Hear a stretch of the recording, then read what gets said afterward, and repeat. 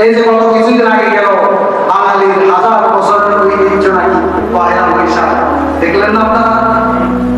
হাজার বছরের ঐতিহ্য, যে মঙ্গল শোভাযাত্রা, যে বৈশাখ পালন করলো 1989 সালের 14 এপ্রিল, আজকে চলছে 2014, হয়েছে কত বছর? 40 বছরও হয় নাই মোটে, সেটা নাকি হাজার বছরের ঐতিহ্য। মাত্র 30 বছর হয়েছে, সেটা নাকি হাজার বছরের ঐতিহ্য বাঙালি সংস্কৃতি। তারা পয়লা বৈশাখে কি করেছে? যুবতী নারীরা বাসন্তী রঙের পোশাক পরে, মুসলিম নারী কপালের মধ্যে টিপ দিয়ে, এরপরে রমনা লেকের পাড়ে গিয়ে সারা আলপনাইকে রমনা লেকের পাড়ে গিয়ে প্রদীপ চালিয়ে, মঙ্গল প্রদীপ চালিয়ে হাত জোড় করে পয়লা বৈশাখকে স্বাগত জানাচ্ছে। এসো হে বৈশাখ, এসো এসো, বলে কি বলে না?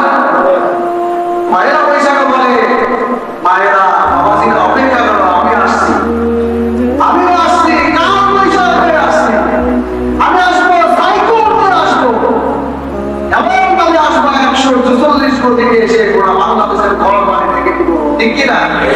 পয়লা বৈশাখ আসে না, কাল বৈশাখ হয়ে, এই বৈশাখকে আমাদের বাঙালি সংস্কৃতি স্বাগত জানায়। এরপরে সকালবেলা কিছু সেকুলার, কিছু কলা বিজ্ঞানী, তারপরে বিশ্ববিদ্যালয়ের কিছু নাস্তিক সেকুলার শিক্ষার্থীরা, তারা কি করে? মঙ্গল প্রদীপ চালিয়ে কুকুরের মুখোশ, শুকুরের মুখোশ, তারপরে কুমিরের মুখোশ, খরগোশের মুখোশ, গাধার মুখোশ করে, তারপরে হিন্দুদের বিভিন্ন দেবীদের মতো মূর্তি বানিয়ে সেগুলো নিয়ে মঙ্গল শোভাযাত্রা বের করে। কি বের করে? মঙ্গল শোভাযাত্রা বের করে। এরপরে এগুলো রেলের মাধ্যমে তারা আনন্দ উদযাপনের, কি যে আনন্দ! দাঁড়িয়ে থাকবে না শুয়ে পড়বে না জিদ হয়ে যাবে, তারা টেরও পায় না।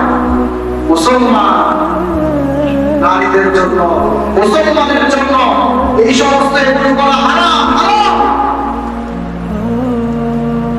আমার বুঝে আসে না পয়লা বৈশাখের সাথে এই সমস্ত কুকুর, শুকর, গাধার মুখোশের সাথে কি সম্পর্ক?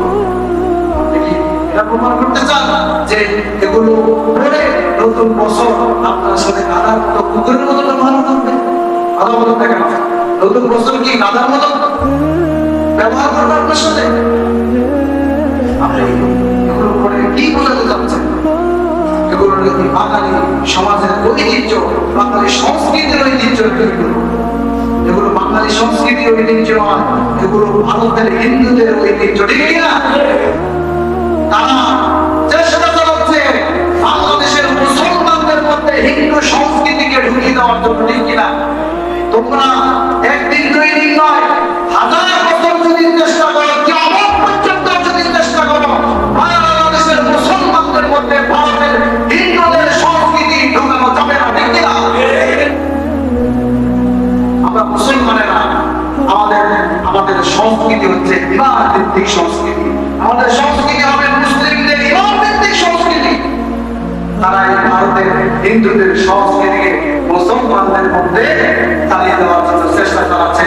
আলহামদুলিল্লাহ, মুসলমান তাদের এই সমস্ত অনুষ্ঠানে যায় না গিয়েছে।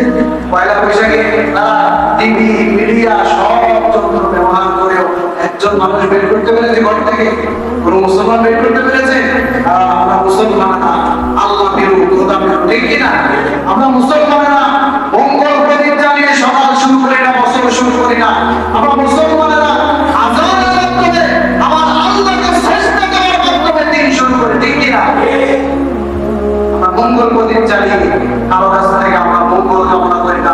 মঙ্গল দেওয়ার মালিক একমাত্র কে? সবাই বলেন না কে? মঙ্গলের মালিক একমাত্র আমার আল্লাহ, কেউ নয়। কুকুর শুকুরের মুখোশ করা লাগবে না। আমরা সকালবেলা নামাজ পড়ার মাধ্যমে দিন শুরু করি, বছর শুরু করি, ঠিক কিনা?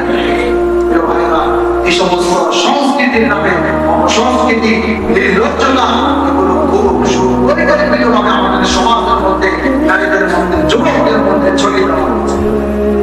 এরপরে আলপনা রেকর্ড করছে পয়লা বৈশাখ, অনেকে দেখেছে সেই কিশোরগঞ্জে মিঠামইন থেকে অষ্টগ্রাম পর্যন্ত প্রায় 14 কিলোমিটার রাস্তাকে কি করেছে আলপনাকে রং এঁকে বিশ্ব রেকর্ড করতে চায় তারা।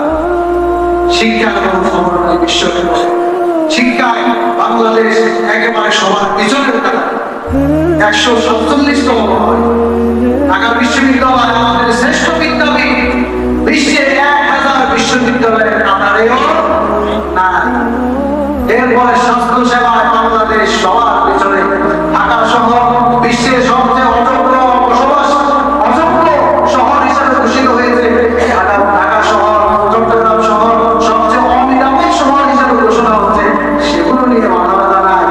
শিক্ষা গোল্লায় যাক, স্বাস্থ্য সেবা গোল্লায় যাক, বাংলাদেশের শিক্ষা গোল্লায় যাক, সেগুলো নিয়ে মাথা ব্যথা নাই।